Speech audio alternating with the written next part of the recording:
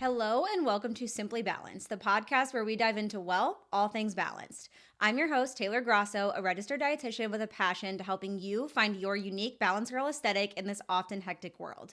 Each episode will explore different facets of living a balanced life, whether it's unraveling the latest nutrition trends, discovering mindful eating strategies, or discussing tips for a balanced lifestyle that fits your routine.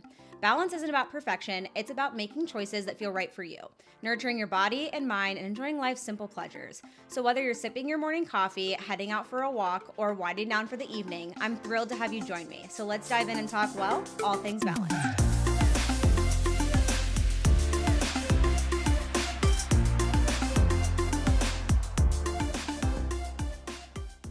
Hello, besties, and welcome back to the Simply Balanced podcast. As always, thank you for listening, and I'm so happy to have you guys here.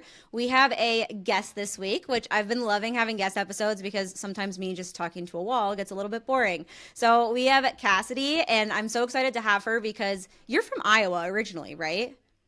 I'm from Illinois, but I went to Iowa. I'm a Hawkeye.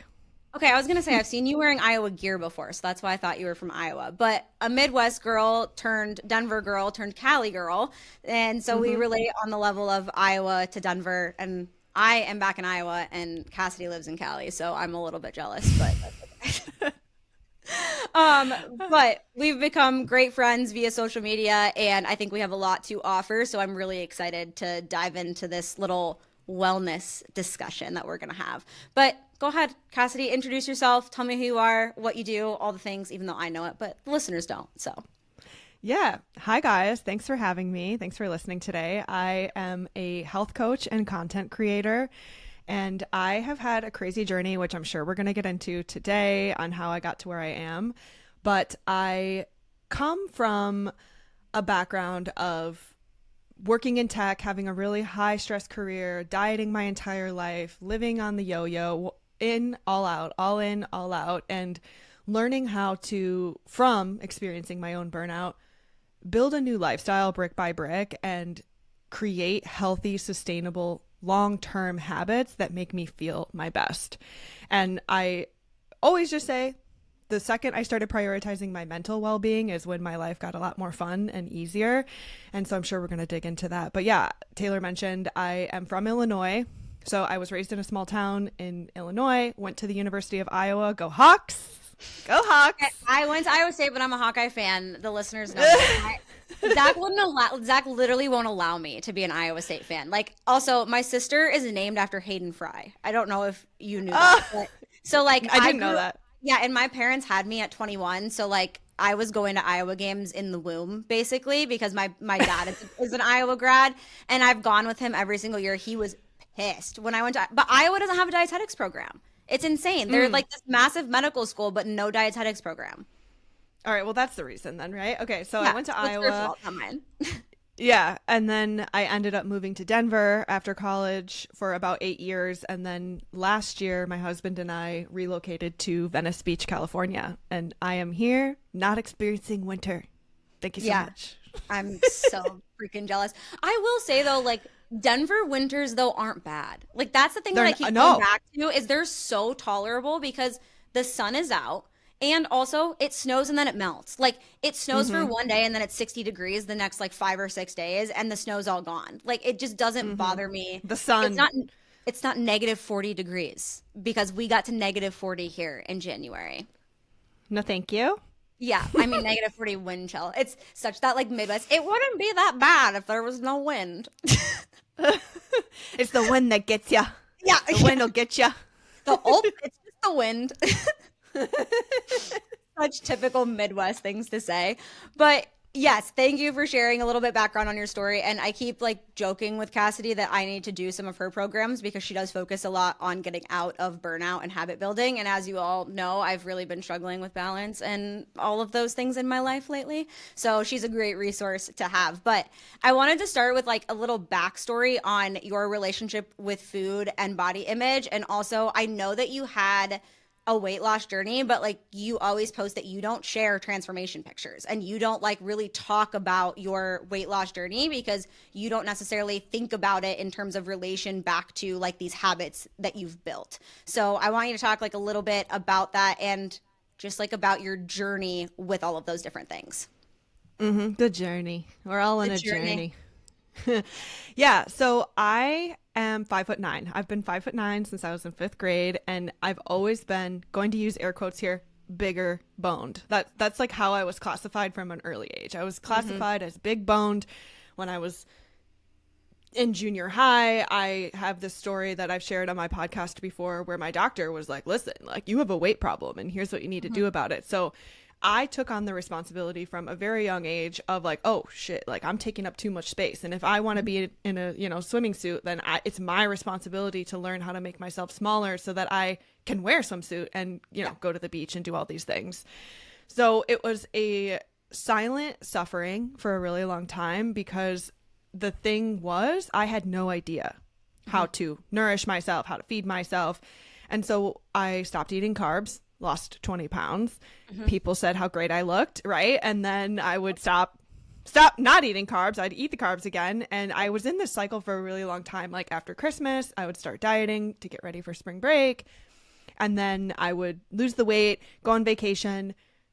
That would go out the window, and then I would gain the weight back. And I was constantly yo-yoing with my weight. And then as it relates to my career, I was working in tech. I was hustling, trying to get to the, climb the corporate ladder, as they say. Yep. And I was tired. Tired. And the main thing that I say is that I lived my life as if I was ever going to get to the bottom of the to-do list that I had in my phone.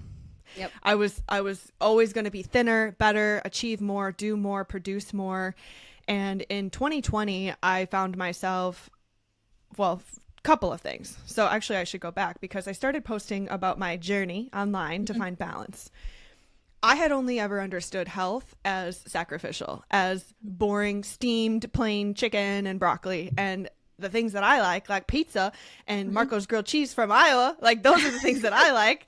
Like I always saw them as in two separate categories. And once I started to close the gap between the two worlds, I realized, living a healthy lifestyle isn't sacrificial. It can be fun. It can be this easy. It doesn't have to be this either or, on again, off again. And in my case, really rigid during the week and completely different on the weekends. Yep. I had a moment along the way where I was like, for somebody who's been dieting for like 10 years, like I'm still in the same spot I've been in this entire time. And so I kind of had this like reality check. But the true 2020, I see this as a before and after. In sharing my journey online, this was always something I was doing like on the side while I was working in this really bustling career. In March of 2020, I won an award from Oprah. It was like out of nowhere. Yeah. It's called the Ripple Award, on stage in Denver. And as we all know, March of 2020 was when things stopped. Shit hit the fan. I had this really powerful experience with Oprah. And it was powerful because it was like, this is something I barely spend any energy on. Like, and I'm helping people and I'm getting recognized at this level. Like, what would happen if I quit my job and then fully focused on helping people heal their relationship with food and all these things?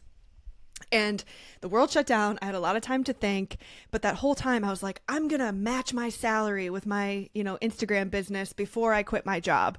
Well, by June, all the stress of everything else that was going on, like I didn't have any more room for anything else to stress me out. And so the state of the world, the fear, you guys remember what it was like back in 2020, like that sent me over the edge.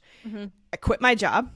I just quit my job. I was just like, I can't, I'm not. And I did not have a backup plan. And as somebody who has always, taken a job quit a job because I had another job lined up, like I never would feel confident, like just jumping out into the abyss like that. I was so like mentally unwell and like burnt out that I'm like, I don't even care. So I quit my job.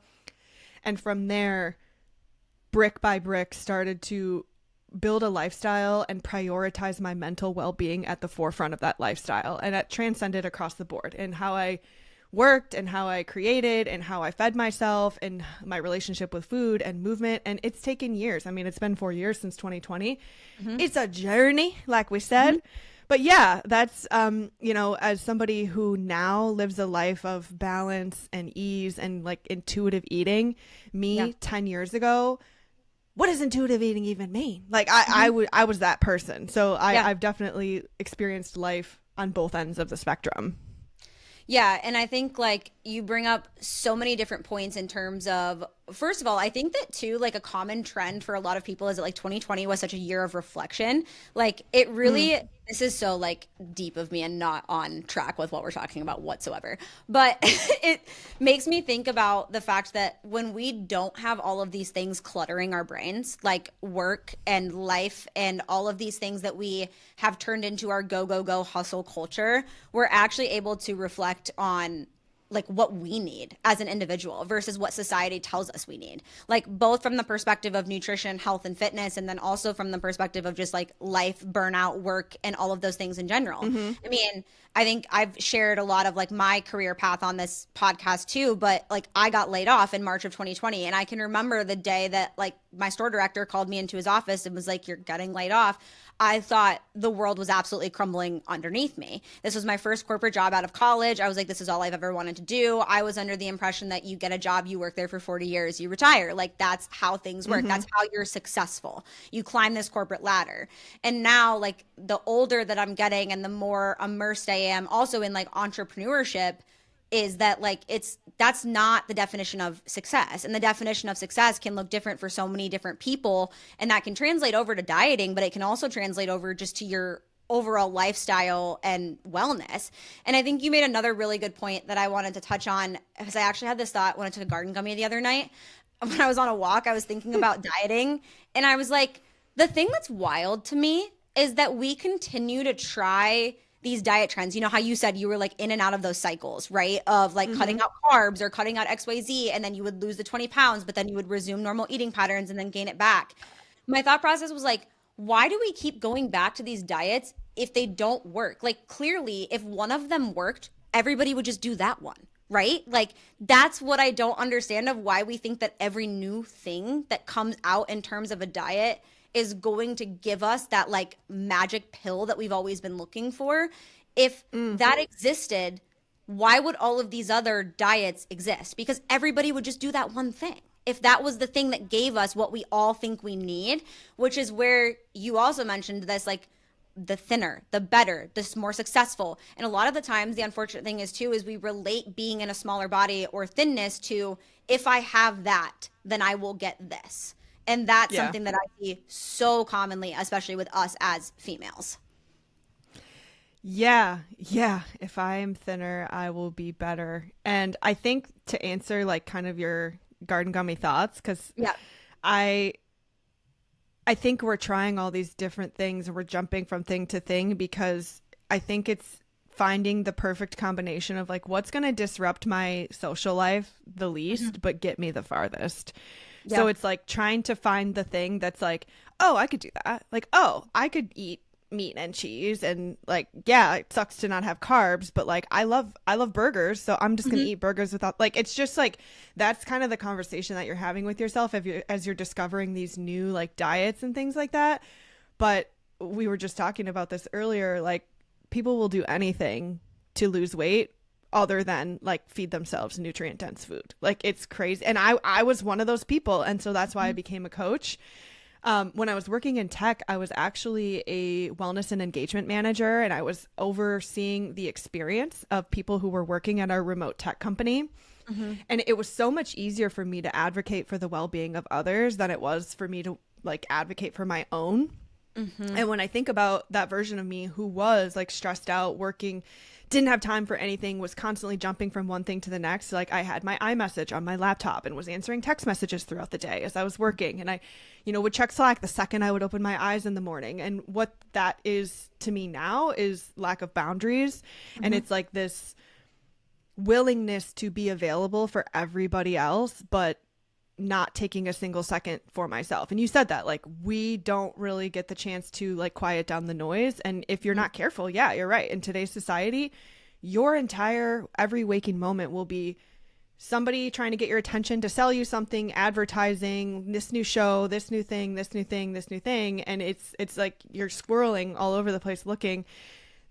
my life changed when I learned how to cut out the noise and give myself just like silence. I meditate now, and we can talk about that if you want and some of the tools that I've used, but like that is how you like build trust with your intuition. At least it was for me. So it's June of 2020.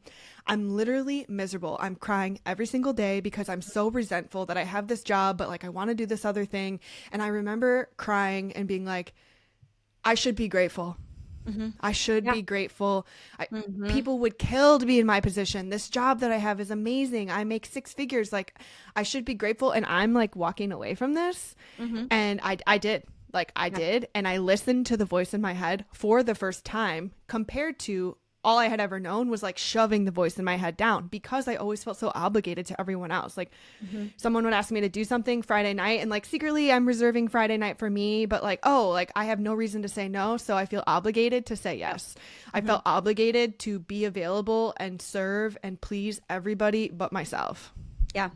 Yeah. And honestly, this really resonates with me too, because when I first started coaching or actually like running my private practice, I was seeing clients every single week for 45 minutes on the dot. And I hired a business coach because I got to the point where my burnout was so bad that I was like, I can't keep functioning like this. Like I literally feel like I'm going insane and I'm giving so much of myself. And this is a hard thing too about like being simultaneously obsessed with your job, but also burnt out. And that's how I felt. I was like, I'm obsessed with what I'm doing, but at the same time, I have no time for myself. I have no mental capacity for myself. And I feel like I have no sanity. I feel like I'm running on edge at all times.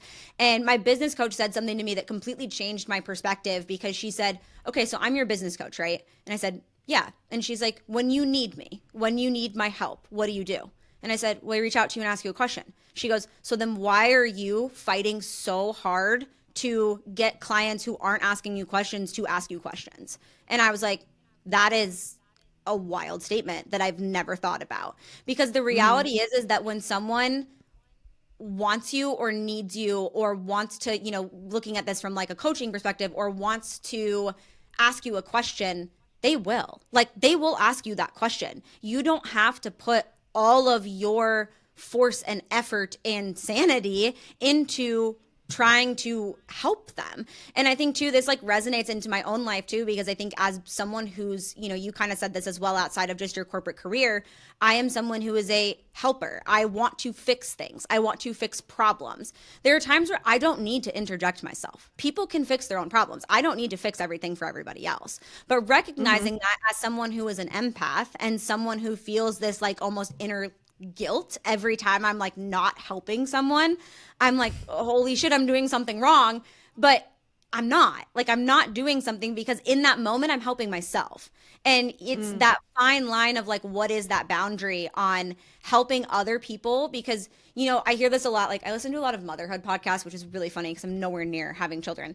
But I listen to a lot of motherhood podcasts, and they talk a lot about how when you are a mom, doing things that are self-care based shouldn't be this whole big thing of like mom guilt and leaving your child, because you're taking that time to fill your own cup so that you can be a better mom to that child. And I feel the same way with content creation, with coaching. When I take that time for myself and give myself that break, I am then able to show up so much better for my clients. Like the small transition of seeing them on a weekly basis to a bi-weekly basis, they're still getting the same result. They're still getting the same me, but they're getting a much better version of me, because I don't feel so burnt out of seeing clients and trying to manage content creation and trying to manage my podcast. Because I'm a one-man damn show. So are you. Like this is a hard thing to do.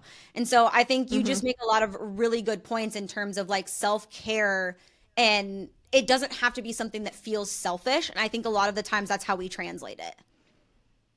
Yeah, or we think that self-care is like this aesthetic thing based on how we see it on social media. But for me, self-care in that year was quitting my job and having no backup plan. It was, you know, making a spreadsheet of my debt. It was literally, I like had my closet in the basement at my last house, and like I literally cried for like 3 days in my basement at a time. Like I would literally just like set aside time to cry. And I actually did an episode on my podcast this last week called ways I took care of myself this week because I wanted to showcase, like, full picture wellness is really difficult to share, but it's like the little moments. And the moment that I shared in my podcast was this last week. I was super busy, had a lot going on with work. It was like 6 o'clock by the time I looked up from my computer. My husband's getting home from the office. I didn't even step into the kitchen and try to like make something for dinner. I literally just went straight for the food apps and I found something delicious and I ordered it and I stopped because how many times have we done the like back and forth, right? Like, oh, should I make something? Should I not? I shouldn't order food. Like, I shouldn't order food. And it's like, that's literally me like 2 days ago. Well, and like the self-care is like making that decision and standing by that decision and not questioning it and like doing what you're trying to do, which is like give yourself a break. So instead of going back and forth about it, I went online, I ordered some food. I didn't even call Kai and be like, hey, should we like order food or should I make this? Like, I just didn't want to spend time doing that. I ordered the food and then I took my ass into the bathroom and took an everything shower. By the time he got home, the food's arrived, and then we can just like enjoy each other's company and unwind together. But it has taken a lot of work for me to get to a place to where I feel confident in making those decisions because I used to be that person that's like, oh, I shouldn't. And it's like, if I do that for an hour, like I might as well have just like ordered the food or made the dinner, but like make a damn decision, you know? Yeah. 100%. And I think you bring up such a good point because I actually had a client recently text me about this in terms of like wellness culture. And I think that like social media displays wellness as this thing where you get up at 5 a.m. every single day and go to your workout, and then you pick up your matcha, and then you sit in your sauna blanket, and then you journal, and then you have your red light lamp, and then, you know, you have your blue light blocker glasses so that your laptop doesn't hurt you, and then you go on your lunch walk. And it's like this whole fucking shebang that people are like, I can't realistically do that in my life. And it's what you're saying right now too, is like, it's finding what those little moments are for you that look like wellness to you, because not everyone's wellness routine is going to look the same, and not everyone's mental health is impacted by similar things. And like, I'm actually curious what your opinion on this is, because I talk about this a lot with clients. When we talk about emotional eating, I oftentimes will talk about mindful and mindless activities, because typically when it comes to like emotional eating, what I'll educate on is the fact that you're feeling a big emotion, so you're turning to food in that moment. And it's not that we need to stop the emotional eating, it's that we need to recognize that eating whatever it is past the point of it serving our body is not doing anything beneficial for that emotion, and it's not doing anything beneficial for you physically. So like, for example, if your go-to is ice cream, eating the whole pint is probably not going to help with the emotion, and it's probably not going to make you feel better physically. But if you allow yourself that scoop of ice cream to get the comfort from the food, and then you recognize, okay, I had the comfort food, but now what do I truly need in this moment? Like, what is it that my body actually needs in order to address this emotion? Because I can almost guarantee 99% of the time, the food is not going to solve the problem. But what I oftentimes will hear like therapists or even dietitians say is like, you then have to go do something that's mindful, right? Like getting back in touch with your body. I don't necessarily disagree with that, but I also will sometimes even tell clients, if there are times where self-care to you feels like just checking out for a little bit and watching a dumb reality show that's doing nothing positive for your brain, like sometimes that is okay to do. And sometimes that is a form of self-care if it helps you actually navigate that emotion. Is that what I want you to do every time? No. I work with clients to create like a toolbox of mindful. I was going to say tools. Yeah. Toolbox. So like, what are your mindful activities? What are your mindless activities? And how can you in that moment decide what is going to serve you the best and what is going to take care of you? But I think it's just an interesting concept to think about, because truly, like, the internet glamorizes what wellness should look like, but wellness and nutrition are so subjective. Like, it looks different for every single person. It's not even about the ice cream. Like, it's just not about the ice cream. It's probably about the fact that like you have been jumping from thing to thing all day and you feel overwhelmed so habitually and like emotionally, and you're looking for that dopamine. You're like, I want the ice cream. If you instead worked out, or like you said, you have to identify what those things are for you. But I'll give you another perfect example of like ways that I've cared for myself that I didn't know how to in the past. I recently lost my soul dog of 9 years, and it's been a lot. I've been grieving, but I also have life going on. And if I'm not careful and I like don't dedicate time to just like feel that, it's going to come out in another way. It's going to come out in an overwhelmed way. And in the past for me, that was binge eating, and that was with food. And the other day I was sitting at my desk and I felt myself getting so overwhelmed. And for a minute I was like, okay, what's going on? Like, you need to work, you need to get this thing done, like da da da. And then I realized, okay, nothing here is going to be helpful. So I just slid on my shoes in my I was wearing sweats at home, and I just walked onto the beach. I grabbed my journal. I was there for an hour. I literally sobbed on the beach, like just like let it out. And I journaled a little bit, and I just was with that feeling. I was just with how I felt, not judging myself, just letting myself feel. Then when I came home, I was like, it's literally like a weight off of your chest. I'm like, whew, okay, I feel so much better. But if I didn't do that, and then I went straight into, I think we were going to dinner with friends that night, like I just wouldn't have been myself. And that's what I really want, is I want to feel like myself. I want to go to dinner with my friends on a Friday night and not be so overwhelmed by how chaotic the week was, and the fact that I didn't take any time for myself to just like simply catch my breath. Yeah. Yeah, it kind of actually reminds me a little bit. I have two questions here, but I want to like make a statement first. I used to work at Lululemon like in college, and they did a really cool thing. I don't know if they still do it. If anybody works at Lululemon and listens to this, let me know if they still do this. Or maybe it was just my boss. I literally have no idea. But whenever I would come into work, they would have us do a clearing. So we would basically sit down and be like, is there anything that is emotionally blocking you right now? Like, is there any, because like retail's a very like emotionally draining job, because you are talking and interacting with people for hours on end.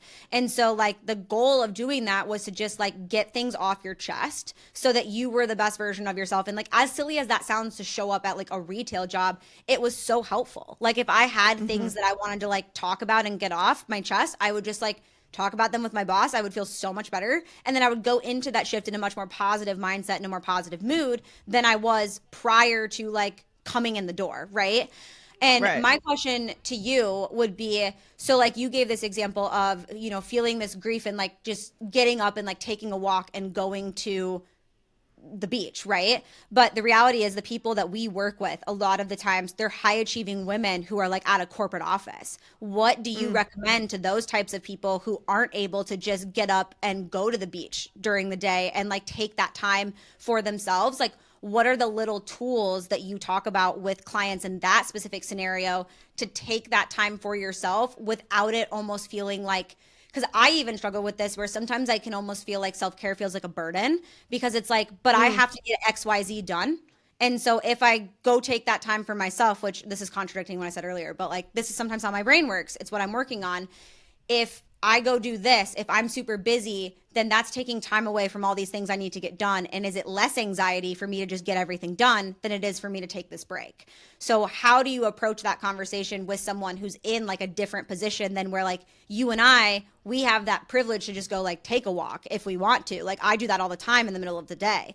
But a lot of the women that I work with, and I'm sure you as well, like they don't have that option to just like leave their corporate desk and go on a walk if they want to. So I'm just curious what your recommendations there are.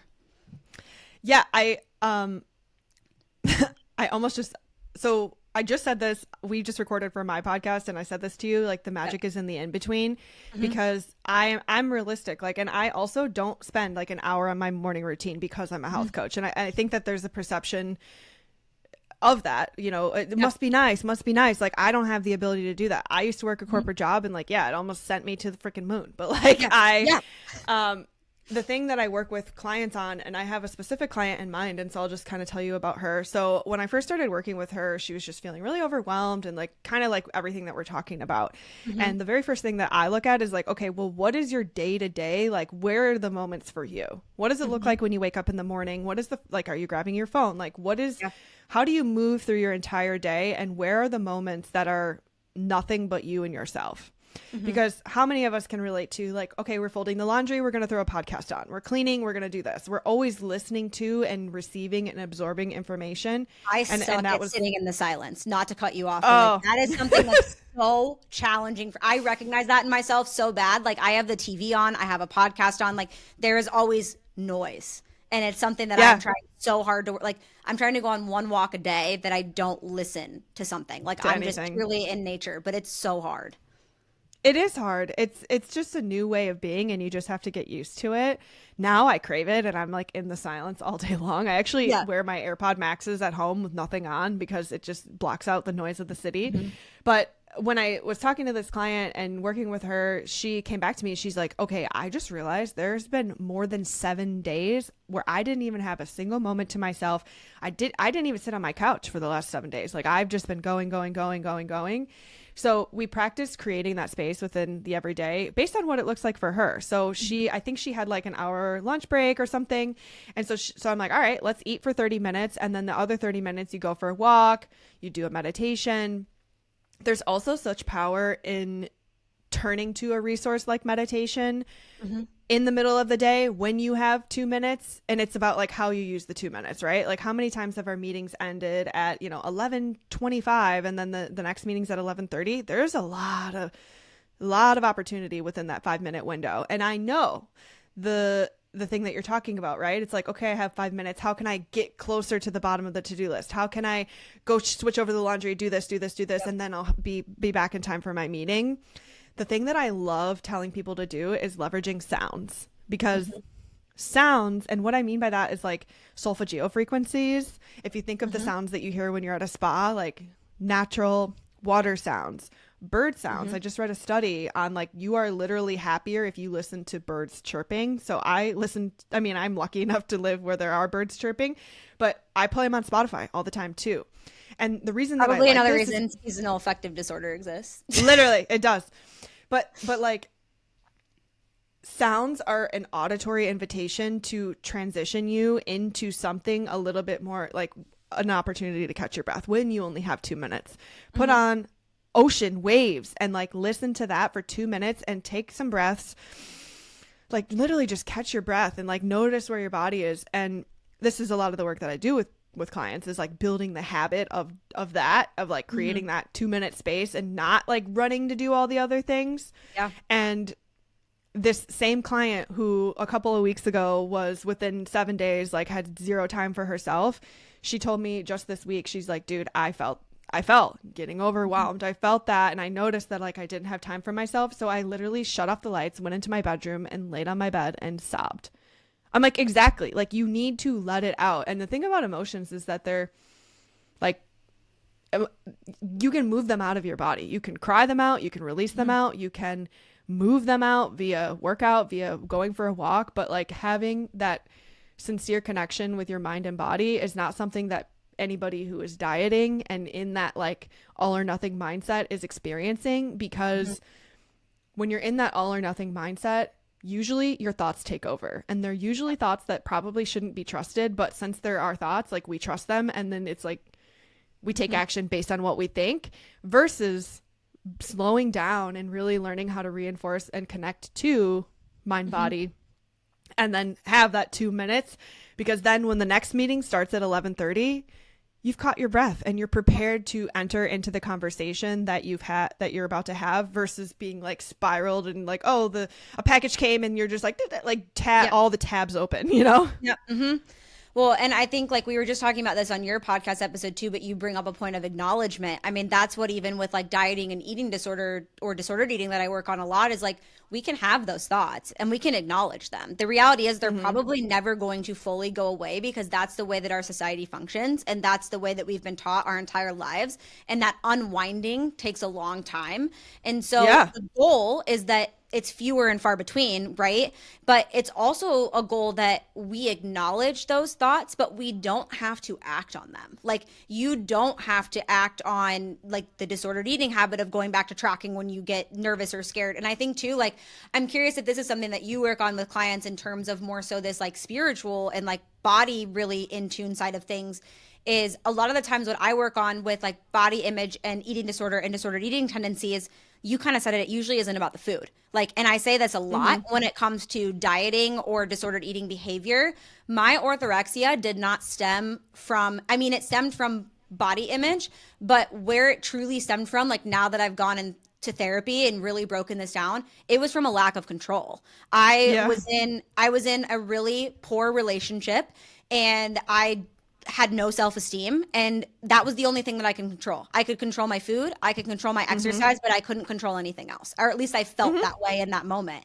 And so a lot of the times what I try to work on with clients is recognizing what are your triggers, because a lot of the times when this ED voice comes back into your head, it's not you. And it's not the ED that needs acknowledgement. It's the emotion that you're feeling that you're covering up with the eating disorder or the disordered eating. You know, it doesn't have to go to the full spectrum of eating disorder, but it was something that was so eye-opening for me when I really realized that, because I even notice it now. Like, now that I'm so fully conscious of it, though, I can recognize, like, when I get overwhelmed with work, I can recognize that, like, a lot of the times I'll have second thoughts about food more than I would have, or I'll, like, notice my body more in the mirror. And then in my head, instead of automatically jumping to, oh my God, I've gained weight, I need to restrict my calories, now I ask myself that question: you're experiencing this feeling that you typically have when you have a lack of control. What is something going on in your life right now that is causing that? What's the emotion that you're actually feeling? Because that's what you need to deal with. It's not that you need to deal with the food or the exercise or to control them. It's that you need to deal with the emotion that you're experiencing. Yeah. I was gonna say control. It's kind of groundbreaking when you first realize that, if that's you, right? Like, and that was me too. Like, I was feeling like I wanted to prove myself at work. I was feeling like I wanted to be thin. I was feeling like I needed to do all of these things in order to be worthy, is really what it comes down to. But the thing that's so interesting about control and like feeling like you don't have control, and so then you want to hyper control your food or your exercise or whatever that looks like. I also know that women of this type like rage clean and like clean when they feel out of control, when they feel stressed. She's like, wait, I have to tell a story. I don't want to cut off your thought, but literally last night we were so busy yesterday, and we had a meeting for our mocktail brand, and I was just at the point where my brain was so brain dead, and so I started rage cleaning the kitchen because we had so much shit on the counter, and I was like, I can't look at this anymore. I have to get everything off the counter. And so I put Zach's headphones into I carry this Lululemon belt bag like everywhere, and I put Zach's AirPods in there. And this morning he got up before I did because I was going to a class, and he like comes into our room. He's like, what'd you do with my headphones? Like, where'd you put them? I was like, I didn't touch your headphones. Like, I didn't even remember like picking up his headphones and putting them into my bag. And so I'm like, if I touched them, they would be in my office or in the junk drawer. That's where I would have put them. And he was like, well, they're not in either of those spots. I already checked those two spots because I know that's where you put stuff. And I was like, okay, I don't know where they're at then. And so then he like played the ping noise, you know, to like find them. They were in he's like, you put them into your Lululemon bag. Like, you put them in your bag. And I was like, and he was so mad at me because he was so late to his workout. I was like, sorry. But sorry, I just had to tell that because it literally happened today. But yes, rage cleaning is a big one for me. Yeah, no, I've been there. And I think the other thing with control is pre-stress and like anticipatory stress and trying to control things in the future. And that is the thing that takes up a lot of our brain space and mental capacity as women, is like, oh, okay, I have 2 rolls of toilet paper left. I need to buy toilet paper sometime in the next 2 days. I need to remember this. And then you're like keeping track of that in your head, and you're relying on yourself to remember. And then you're like, oh shit, like I'm almost out of hair stuff. Like, I'm giving examples of like things you need to buy, but like that mental load that we carry, or we rely on ourselves to like, I need to remember this, and I need to get toilet paper before I run out of toilet paper, or else like it's almost like anticipating, pre-stressing, worrying about something that's happening 2 weeks from now and having anxiety about that. And then that's the thing that's making you feel like you're out of control, when in reality, why are you worrying about that right now? Worry about that when it's time to worry about that. And a huge moment for me when I noticed like a marker of growth, because I've been working on this stuff for so long, is when we were selling our house in Denver. We're moving across the country. We're like going through this huge life change, and there was so much going on. And I found myself like through the process of selling our house, I was not thinking about it unless I was having a conversation with my real estate agent. Because I finally got to this point where it's like, if I'm paying her a commission to sell my house, and I hired her to worry about the house and why it's not selling and why it's not having listings, that's why I hired her. Yeah. I don't need to sit here and spiral in bed at night like, I don't have any showings, like the house isn't selling. Like that, it doesn't help anybody. And if I'm gonna worry about it like that, then like, why did I even hire a real estate agent?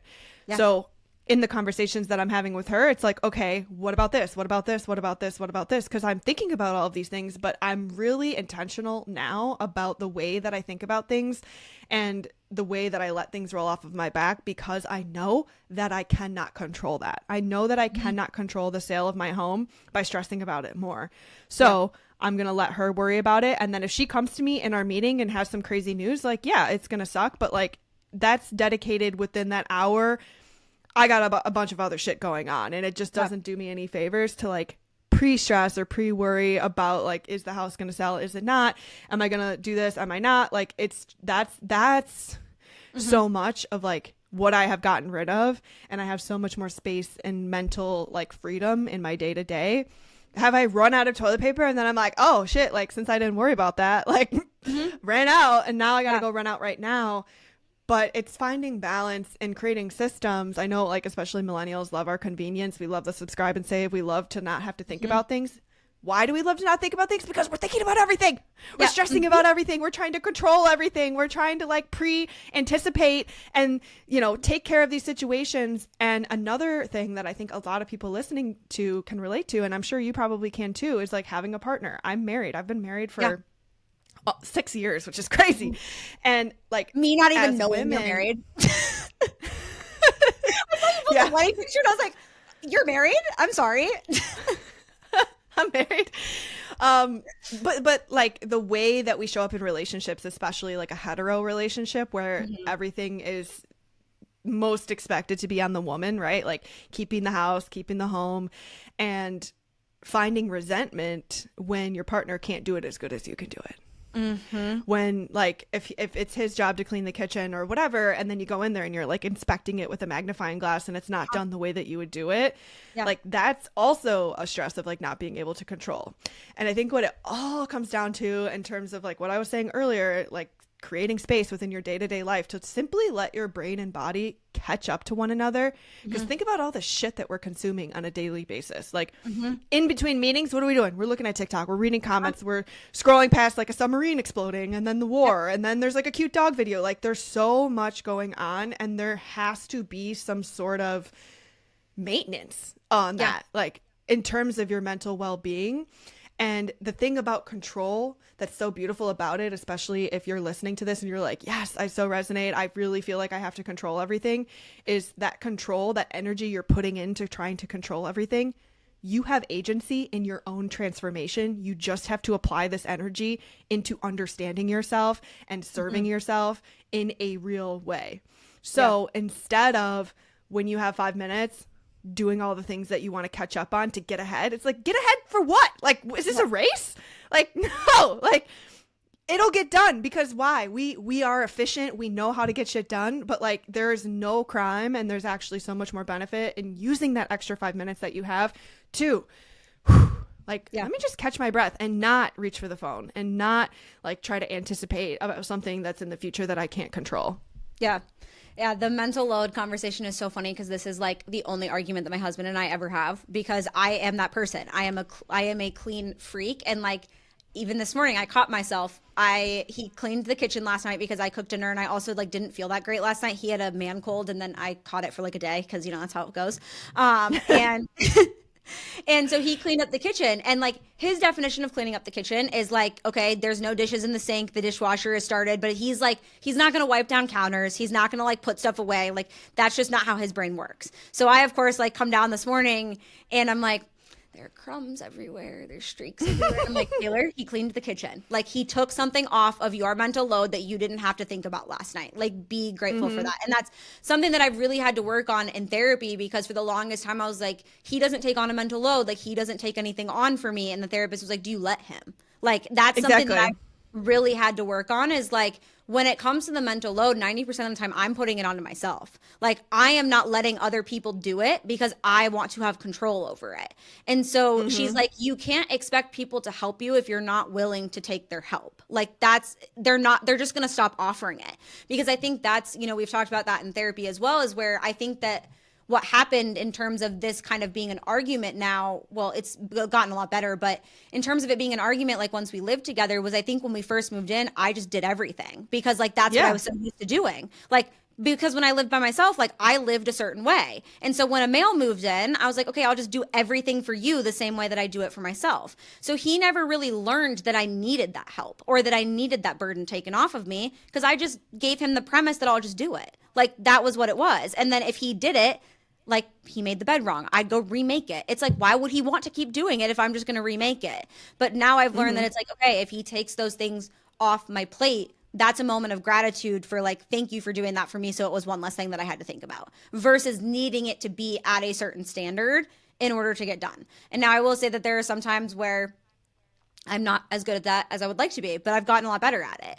And I think it's just like it's such a great example, because I do think a lot of the times when we struggle with that control factor, we sometimes don't want to put the blame on ourselves for that. And it truly is, it boils down to you. Like, and that's what I've had to recognize is like, it's my problem. Like, it's my control that's causing this issue. It's not necessarily the fact that, you know, he's not doing that or this person's not helping me or XYZ. It's that I'm not letting go or relinquishing at all. Yeah. And it's probably more about like, hey, it's hard for me to ask for help. And like, you probably have never even thought about it because it's something that I've taken care of. And like, it's just happened magically. And I know you probably don't even notice that, but like, it would mean a lot to me if we did this together, or we offloaded, or we shared some of these tasks. I mean, there's a lot of work about like gender equality, and like that documentary Fair Play is about just like the history of women and stuff. But like, yeah, it just doesn't have to be all on you. And like the example that I gave about food, ordering food, like I prioritize eating healthy. Yes. But I don't have to be the one who cooks every single thing that I eat. Yeah. Yeah. And also like, that's what I always tell clients too, because I think getting stuck in this like all or nothing mindset, you get in that paralysis by analysis where people try to be perfect 50% of the time rather than being consistent 80% of the time. It's like you eat out 2 or 3 times a week. Okay, no big deal. But it's like if you're going to be someone who tries to be so rigid and so perfect for 4 out of 7 days a week, and then the 3 days, Friday, Saturday, Sunday, you have, you know, you fall off the wagon or whatever those terminologies that you say are, it's like, that's never going to last, because when you're putting that pressure on yourself to be perfect, it's something that's so unsustainable, you're not going to keep doing it. Like there's no human that's perfect. So if you can create something that's consistent 80% of the time, something that's manageable, something that's doable, like you were saying, something that fits into that person's specific lifestyle, you're going to do it a lot better than giving yourself this paralysis by analysis. Well, if my workout's not an hour long, then there's no point in me even going to the workout. And you sit there ordering the food thing. It's like you're going to sit there and contemplate for an hour if you should go work out when you could have just done the workout, and you could have done it for 30 minutes if you didn't want to do it for an hour. Like it's not that deep of where we have to have this perfect all or nothing routine. It's like it's a routine that truly serves you in your life, whether that's wellness or just in general.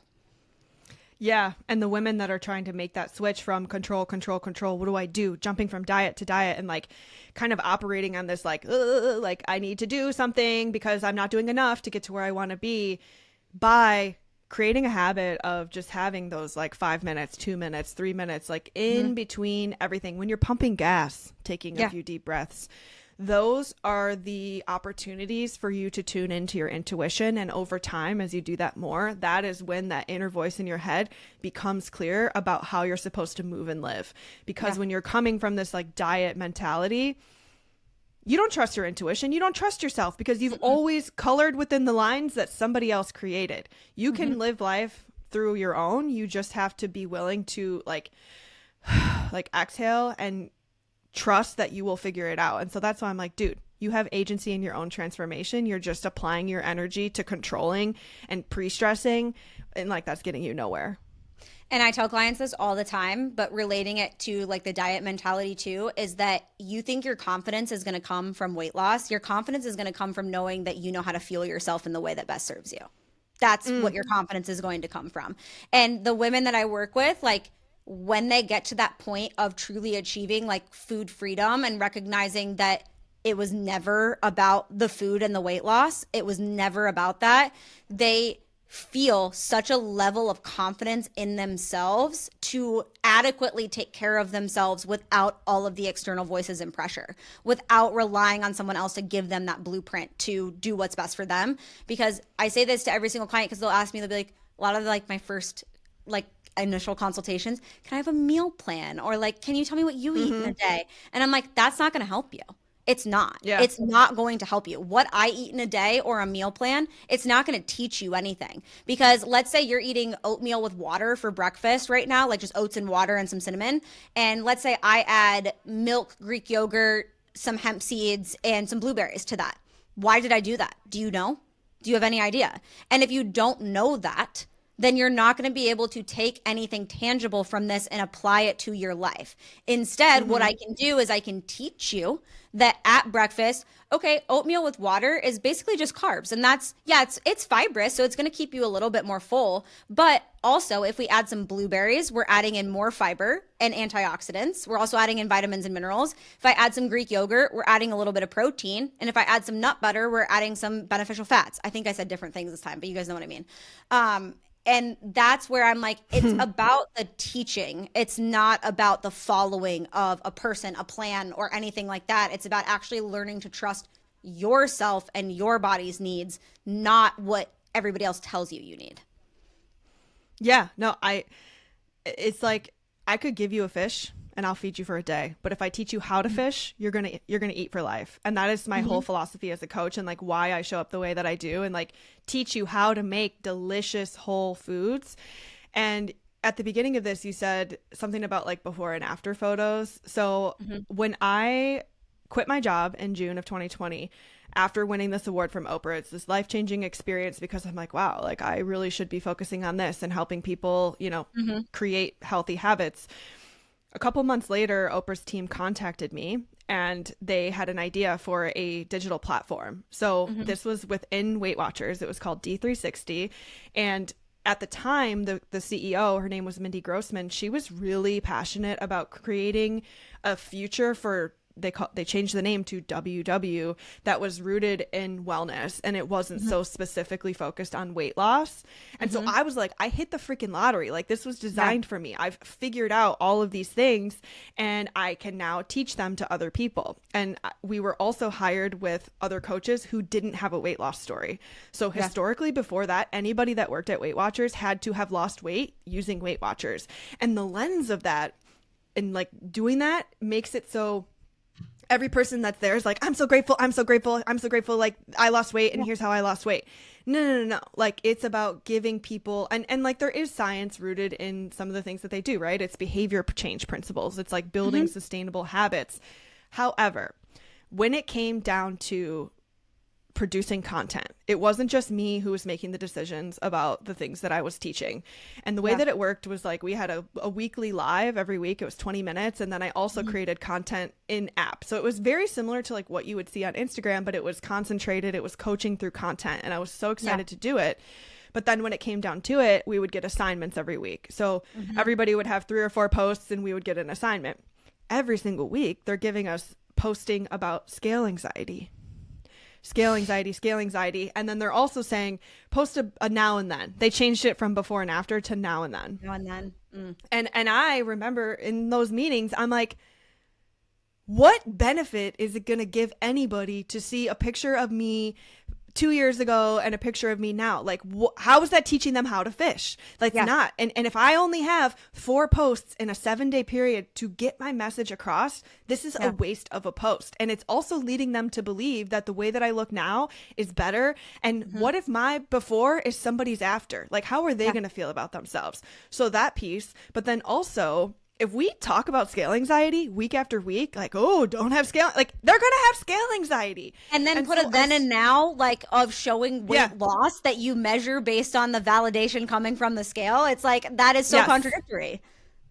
Yes. So over the course of 2 years, I kind of got to this point where I was like, do you want these people to stay stuck? Do you want people to come in and believe that they need this thing? So like we've been saying, coloring within the lines. And I'm sure so many of the people that listen to your podcast have been on Weight Watchers if they're around our age and like understand the points and not tracking the points. And then it just like fucks you up mentally. But Yep. I got to a certain point where I was like, wait a second, like, is this really helping? It broke my heart. It absolutely shattered me, because I was like, man, like, I thought I had this golden opportunity to make an impact at real scale. And like, yes, I did make an impact, but the truth of it was, there was so much diet thinking rooted, and it's so deeply rooted in not even how the organization was created. Like, Weight Watchers is a corporation that sells weight loss. Let me just put it plain and simple. Their priority is to make you think that you need to lose weight. And although at that time, so this was in 2020, 2021, we had Mindy Grossman as a CEO, and we were working with Oprah. Like, it was very focused on, like, the vision was wellness. The vision was the 4 pillars of well-being, and like creating those sustainable habits in the execution, because so many people have these deeply rooted, like, fat phobic thoughts. Like, this is what the content is that we're going to produce.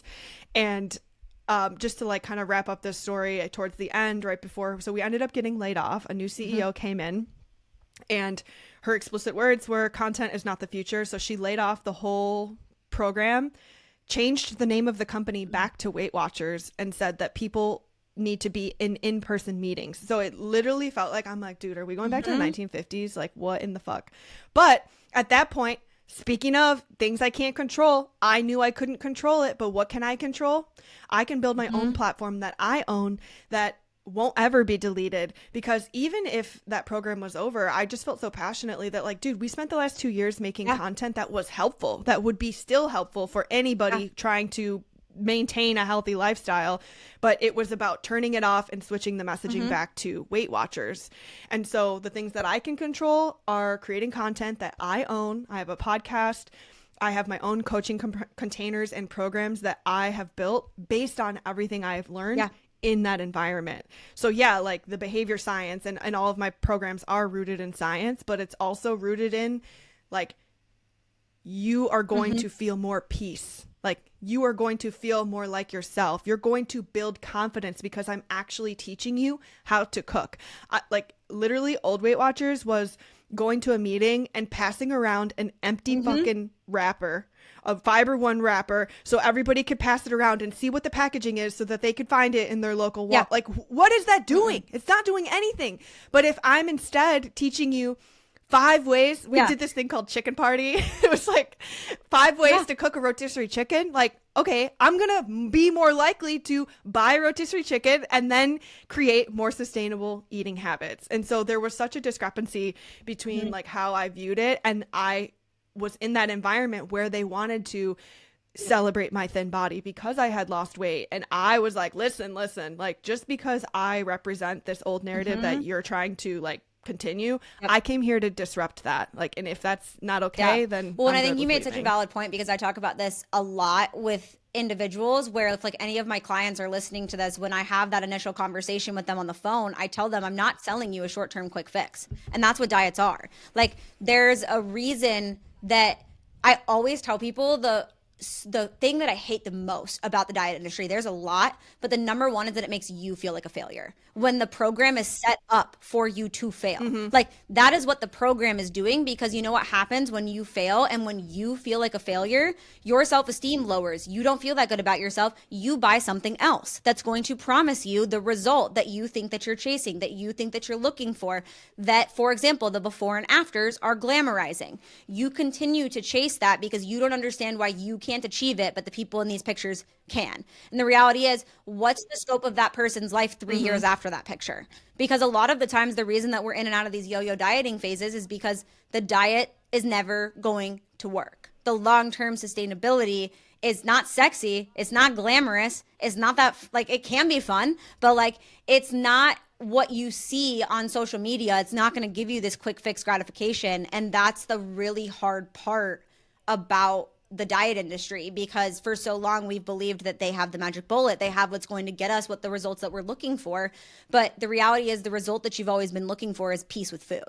And you're never going to get peace with food by doing a quick fix diet. I know. And I've gotten frustrated on social media at certain points because I feel like I see myself, I could like just do a before and after and think about how many followers I would get and think about how many views I would get. You're going to listen to me if I post a before and after. What are you doing? What are you doing? What are you doing? How did you do it? How did you do it? Like, I've been asked, how did you do it for years and years? And when you take a step back and refuse to create that type of content, like, it's a much slower build. And I've had my frustration with that at time, because it's like, oh my God, if like people only understood. And the thing, okay, you want to talk about Weight Watchers? Let's talk about how it was started as a company, because I don't think most people actually know this. The woman who started the company, her name was Jean. She actually stole the idea from, like, it was like the city of New York, but it was like a government program. And this program was being run by the government. So guys, think about like how the government doesn't put money into shit. At the time, they put in a program to help women reduce their weight before their men came back from the war.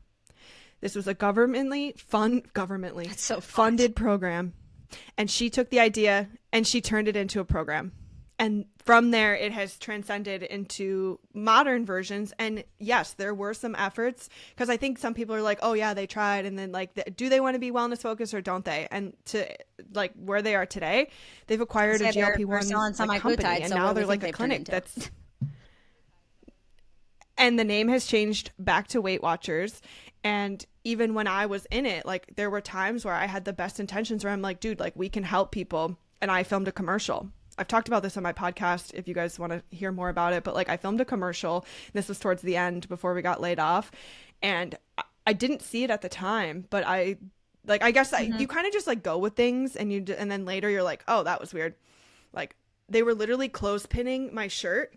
Like, I was wearing an extra small sweater. So first of all, the sweater that I brought, what didn't fit. So somebody like your size, they were like, hey, can you put on her sweater? It was an extra small Madewell sweater.